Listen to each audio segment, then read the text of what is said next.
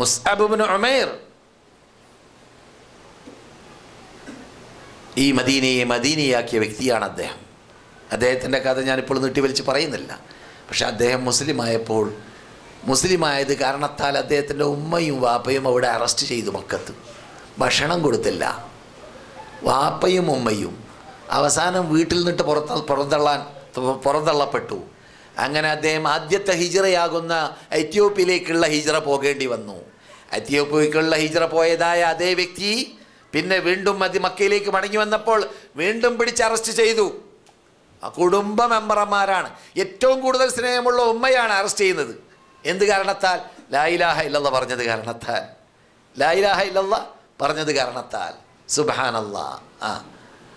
പിന്നെ അവിടെ നിന്ന് അല്ലാഹു സുബ്ഹാനഹു വതആല നിങ്ങൾ കല്ലെറിയാൻ പോകുന്ന ജംറത്തുൽ അഖബ പെരുന്നാൾ രാവിലെ ആ സ്ഥലത്ത് വെച്ചിട്ട് ഈ മുസ്അബ് ഇബ്നു ഉമൈറിനെ മദീനയിൽ നിന്നിട്ട് രഹസ്യമായിട്ട് ഇസ്ലാം മതം വിശ്വസിക്കാൻ വന്നതായ അൻസാറുകളുടെ ആവശ്യാർത്ഥം 40 പേര് ആവശ്യപ്പെട്ട ആവശ്യാർത്ഥം ഈ മുസ്അബ് ഇബ്നു ഉമൈറിനെ മുഖ്രി എന്ന നാമകരണം ചെയ്തിട്ട്, അഥവാ ഖുർആൻ പഠിപ്പിക്കുന്ന വ്യക്തി എന്ന നാമകരണം ചെയ്തിട്ട് മദീനയിലേക്ക് വിട്ടു. ആദ്യമായിട്ട് മദീനയിലേക്ക് ഈ ആദർശവുമായിട്ട് പഠിപ്പിക്കാൻ വേണ്ടി റസൂലുള്ളാഹിന്റെ പ്രതിനിധിയായിട്ട് വന്ന വ്യക്തിത്വമാണ് മുസ്അബ് ഇബ്നു ഉമൈർ. മുസ്അബ് ഇബ്നു ഉമൈർ കേട്ടോ. അപ്പോൾ നിങ്ങൾ പഠിച്ചു എന്ത്? ഈ മദീനയിലേക്ക് വരുമ്പോൾ ചിലപ്പോൾ ആജിമാർക്ക് ഇങ്ങനെ ഒരു സംശയം ഉണ്ടാകും. റസൂലുള്ളാഹിന്റെ ജന്മഭൂമി മക്കയാണല്ലോ. ജന്മഭൂമി മക്കയായിരിക്കവേ മക്കയിലുള്ള നാട്ടുകാരും വീട്ടുകാരും കൂട്ടുകാരും നബിയുടെ വീട് വളഞ്ഞിട്ട് നബിയെ കൊല്ലാൻ വേണ്ടി പ്ലാനിട്ട് നബിയെ കല്ലെറിഞ്ഞ് നാട് കടത്തി. അപ്പോൾ നബി അവിടെ 13 കൊല്ലം നുബുവത്ത് കിട്ടിയ ശേഷം ജീവിച്ചു. അതിനു മുമ്പ് റസൂലുള്ളാഹിക്ക് 40 വർഷം നുബുവത്ത് കിട്ടുന്നതിന് മുമ്പ് ജീവിച്ചു. അങ്ങനെ 53 കൊല്ലം ജീവിച്ച നാട്ടുകാർ നബിയെ നാട് കടത്തുമ്പോൾ നബി ഒരു നോക്കാത്ത ഭൂമിയാണ് മദീന. നുബുവത്ത് കിട്ടിയ ശേഷം ഒരു നോക്കാത്ത ഭൂമിയാണ് മദീന. ഈ മദീനയിലേക്ക് റസൂൽ വരുമ്പോൾ നാട്ടുകാർ നാട് കടത്തുമ്പോൾ വിദേശികളായ മദീനക്കാരെങ്ങനെയാണ് ദപ്പും മുട്ടി പാട്ട് പാടിയിട്ട് തല അൽ ബദ്റു അലൈന മിൻ സനിയാത്തിൽ വദാഇ എന്ന് ചൊല്ലിയും കൊണ്ട് കഥയിൽ പറയുന്നത് അങ്ങനെയാണ്. അങ്ങനെ സ്വീകരിക്കപ്പെട്ടു അല്ലേ? ഈ ചോദ്യത്തിന് മറുപടി നൽകുന്ന ആളാണ് ആര്? മുസ്അബ് ഇബ്നു ഉമൈർ. ഒരു വ്യക്തി അദ്ദേഹമാണ് മദീനയിലേക്ക് വന്നിട്ട് ഇവിടുത്തെ നേതാക്കളെ പോയി കണ്ടിട്ട് അവർക്കെല്ലാം ഈ ഇസ്ലാമിനെ പരിചയപ്പെടുത്തി കൊടുത്തിട്ട് അവരെയെല്ലാം ഈ ഇസ്ലാമിൻ്റെ മെമ്പർഷിപ്പ് ഔസ് ഖസ്റജി എന്നീ ഗോത്രക്കാരുടെ തലവന്മാരെയാണ് ആദ്യം കണ്ടുമുട്ടിയത്. ആ നേതൃത്വമാകുന്ന സഅദ് ഇബ്നു മുആദ്, ഉസൈദ് ഇബ്നു ഹുദൈർ പോലത്തതായ നേതൃത്വങ്ങളെയെല്ലാം മുസ്ലിങ്ങളാക്കി ഇസ്ലാമിലേക്ക് കടത്തി. അവരൊക്കെ മുസ്അബിനെ കൊല്ലാൻ വേണ്ടി പ്ലാനിട്ട് കൊണ്ട് ഊരപ്പെട്ട വാളുമായി ചെന്നപ്പോൾ ഇരുന്നൂടെ, റസൂൽ അതേ ശൈലി, റസൂൽ പഠിപ്പിച്ച ശൈലിയാണ്. ഇരുന്നൂടെ, കേട്ടൂടെ, ഇഷ്ടമുണ്ടെങ്കിൽ സ്വീകരിക്കാം, അല്ലെങ്കിൽ സ്വീകരിക്കാതിരിക്കാം. എന്തിനു വെപ്രാളപ്പെടുന്നു? എന്തിനു പ്രയാസപ്പെടുന്നു? എന്തിനു മറക്കണം മുഷ്ടി? ഒന്ന് ആദ്യം കേൾക്കാൻ ഞാൻ എന്ത് പറയുന്നതെന്ന്. അങ്ങനെ ഇരുന്ന് കൊടുക്കുന്നു. ഇരുന്ന് കഴിയുമ്പോൾ പിന്നെ കേൾക്കുന്നത് എന്താണ്? ലോകാത്ഭുത ഗ്രന്ഥത്തിൻ്റെ ആയത്തുകൾ, ലോകം ഞെട്ടിയ മക്കക്കാർ പണ്ട് ഞെട്ടിയ ആയത്തുകൾ നിങ്ങൾക്കറിയാം. അബ്ദുല്ലാഹി ഇബ്നു മസ്ഊദ് റസൂലിനോട് പറഞ്ഞു, ഒന്ന് ഓതട്ടെ അവരുടെ മുമ്പിൽ ഖുർആൻ. ഈ ഖുർആനെ കുറിച്ച് ഇങ്ങനെ കേൾക്കാന്നല്ല, നേരെ കേട്ടവർ ഇപ്പോൾ വളരെ കുറവാണ്. നബിയുടെ വായയിലൂടെ, സഹാബാക്കളുടെ വായയിലൂടെ ആ സുന്ദരമായ ഖുർആന്റെ വചനങ്ങൾ കേൾക്കാതെയാണ് അവിടെ ഇവിടെയും ഇരുന്നിട്ട് ശിർക്കിനെതിരിൽ മുഹമ്മദ് വന്നു എന്ന് കേൾക്കുമ്പോഴേ ശിർക്ക് ചെയ്യാതെ ബിംബങ്ങൾ ഒഴിവാക്കിയിട്ട് ജീവിതമോ എന്ന് പറഞ്ഞു നടക്കുന്നത്. എന്താ മുഹമ്മദ് പറയുന്നത്? ഈ ഓതുന്ന സാധനം എന്താണെന്ന് കേൾക്കുന്നവർ വളരെ കുറവാണ്. അതുകൊണ്ട് ഒരവസരത്തിൽ അബ്ദുല്ലാഹി ഇബ്നു മസ്ഊദ് പെട്ടെന്ന് പുറത്തിറങ്ങിയിട്ട് എന്ത് ചെയ്തു?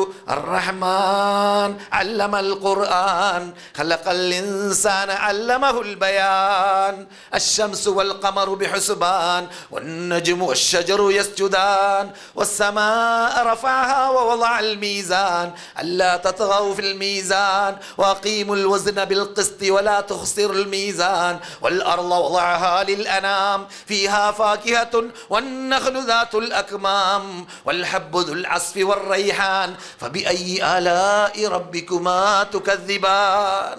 മക്ക അന്തരീക്ഷം ഇങ്ങനെ ഞെട്ടി. എന്താണ് ഈ കേൾക്കുന്നത്? കവിതയല്ല, സാഹിത്യശൈലി ഞങ്ങൾ പറയുന്നതായ ഗദ്യമല്ല, മാരണമല്ല, കഹാനത്തല്ല, ജ്യോത്സ്യമല്ല. എന്താണ് ഈ കേൾക്കുന്നത്? ഉൾക്കൊള്ളാൻ പറ്റിയില്ല. ഇത് നടത്താൻ, ഇത് പറയാൻ മുഹമ്മദിനെ വിടാൻ പറ്റൂല. കൊടുത്തടി ആർക്ക്? അബ്ദുല്ലാഹി ഇബ്നു മസ്ഊദിന് കൊള്ളുന്ന അടി രണ്ട് ഭാഗത്തുനിന്നും. റസൂലുള്ളാഹി സ്വല്ലല്ലാഹു അലൈഹി വസല്ലം പറഞ്ഞു, ഇപ്പോൾ പറയാനായിട്ടില്ല, നിങ്ങൾ അങ്ങനെ പ്രഖ്യാപിക്കാൻ ആര് പറഞ്ഞു എന്ന് ആക്ഷേപിച്ചു. എന്താണ് ഇതാണ് ഖുർആൻ. ഈ ഖുർആനെ മുസ്അബ് ഇബ്നു ഉമൈർ മദീനയിൽ നിന്നിട്ട് മഹാനായ ഉസൈദ് ഇബ്നു ഹുദൈറിന് കളിപ്പിച്ചു. ഉസൈദ് ഇബ്നു ഹുദൈർ എന്ത് ചെയ്തു? വാള് അവരുടെ ഗംദിൽ കയറ്റി വെച്ചു. അതുപോലെ സഅദ് ഇബ്നു മുആദിനെ കളിപ്പിച്ചു. സഅദ് ഇബ്നു മുആദും എന്ത് ചെയ്തു? വാള് ഗംദിൽ കയറ്റി വെച്ചു. കൊല്ലാൻ വേണ്ടി വന്നവർ, പ്രയാസപ്പെട്ടവർ, എന്താ ഈ വിദേശി മക്കാരൻ വന്നിട്ട് ഇവിടെ കുഴപ്പമുണ്ടാക്കാ എന്നൊക്കെ പറഞ്ഞ് വന്ന ആൾക്കാരാണ്. അവർ ഈ ഖുർആൻ കേട്ട് കഴിഞ്ഞപ്പോൾ, നിങ്ങൾ ഉൾക്കൊള്ളുന്ന ഈ ആദർശത്തിൽ ഞങ്ങൾ കടക്കണമെങ്കിൽ എന്ത് വേണം എന്നാ പിന്നെ ചോദ്യം. അങ്ങനെ ഉദു പിടിക്കാൻ പിടിക്കുന്നു, എന്നിട്ട് നമസ്കരിച്ച് ഷഹാദത്ത് കലിമ ചൊല്ലുന്നു, എന്നിട്ട് മെമ്പർഷിപ്പ് നേടുന്നു എന്ന് മടങ്ങിപ്പോകുന്നു. അങ്ങനെ ഒന്നൊന്നായി ഓരോ നേതാക്കളെ. അംർ ഇബ്നു ജൂഹ് നിങ്ങൾ കേട്ട് പരിചയമുണ്ടല്ലോ. വെറും ബിംബപൂജ. ഒപ്പര എവിടെ പോയാലും ബിംബപൂജ. പുറത്ത് പോവുകയാണെങ്കിൽ, കടയിൽ പോവുകയാണെങ്കിൽ ബിംബത്തെ കയറ്റി വെച്ച് പോക്കറ്റിലിട്ടാ പോവുക. ബിംബമില്ലാതെ ജീവിതമില്ല, ബിംബത്തിന് പൂജയല്ലാതെ ജീവിതമില്ല. അങ്ങനെയുള്ള അംർ ഇബ്നു ജമൂഹ് എന്ന ആ മഹാബിംബപൂജകരെ എന്ത് ചെയ്തു? ഇസ്ലാമിൻ്റെ മെമ്പർഷിപ്പ് ഉള്ളവരാക്കി മാറ്റി. അവരുടെ വരവേൽപ്പ് കാരണത്താൽ ഇവിടെ ജീവിച്ചവരിലൂടെ. എന്നിട്ടോ അവരെല്ലാം ഇസ്ലാമിന് വേണ്ടി എന്തും കൊടുക്കാൻ, കരൾ കൊടുക്കാൻ, കഴുത്ത് കൊടുക്കാൻ, ചോര കൊടുക്കാൻ, എന്ത് കൊടുക്കാൻ തയ്യാറുള്ളവരായി മാറി. ഇതൊക്കെ മുസ്അബിൻ്റെ പ്രവർത്തനമാണ്. ഒരു വ്യക്തി. അതുകൊണ്ട് ആജിയാർ ഇവിടെ മക്കയിൽ വന്നു, മദീനയിൽ വന്നു.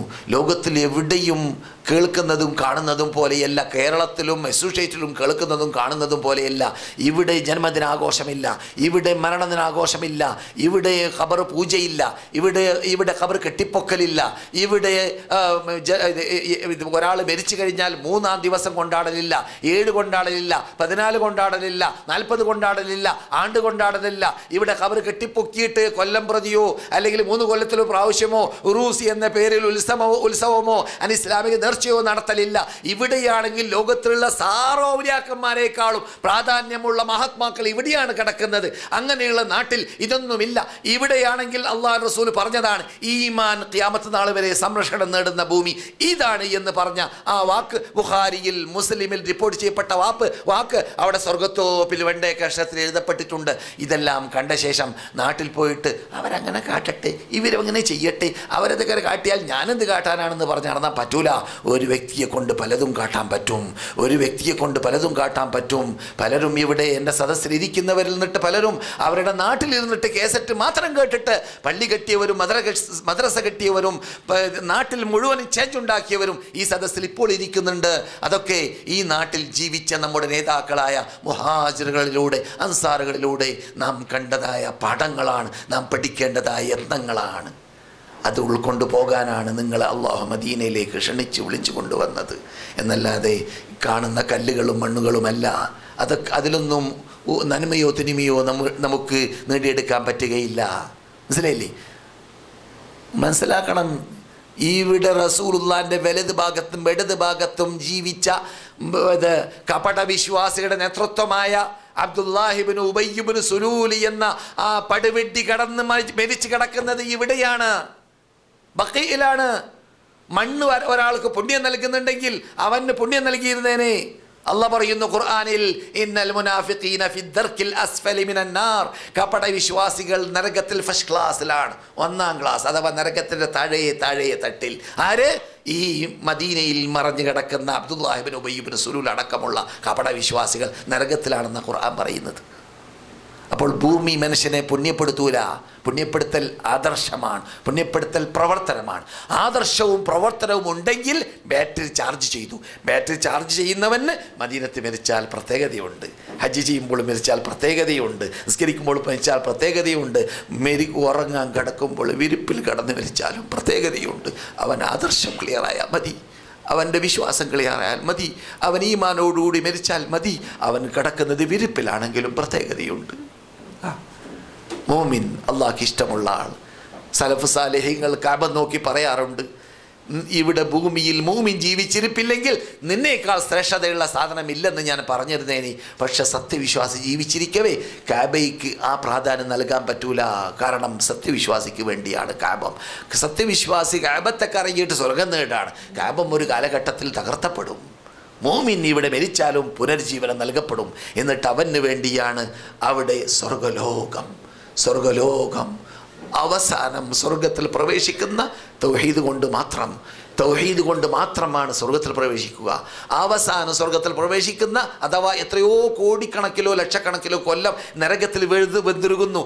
വ്യഭിചാരം കാരണത്താൽ, കള്ളുകുടി കാരണത്താൽ, തോന്നിവാസം കാരണത്താൽ, നമസ്കാരത്തിൽ വീഴ്ച വരുത്തിയത് കാരണത്താൽ, എല്ലാ തെറ്റും ചെയ്ത് കാരണത്താൽ നരകത്തിൽ ഇങ്ങനെ വെന്തുരുകി റസൂൽ പറയാണ്, ബുഖാരിയിലാണ്, കരിക്കട്ടയായി മാറുന്ന മനുഷ്യനെ അവസാനം അല്ലാഹു സുബ്ഹാനഹു വ തആല സ്വർഗത്തിലേക്ക് കൊണ്ടുപോകുന്നു. കാരണം അവനിൽ തൗഹീദ് ഉണ്ടായിരുന്നു, അവനിൽ ലാ ഇലാഹ ഇല്ലല്ലാഹ് ഉണ്ടായിരുന്നു. അവൻ ഏകൻ അല്ലാഹുവിനെ മാത്രം ആരാധിക്കണം എന്ന വിശ്വാസം, ആദർശം അവനിൽ ശേഷിക്കുന്നുണ്ടായിരുന്നു. അത് കാരണത്താൽ അവൻ നരകത്തിൽ നിന്ന് രക്ഷപ്പെടുന്നു.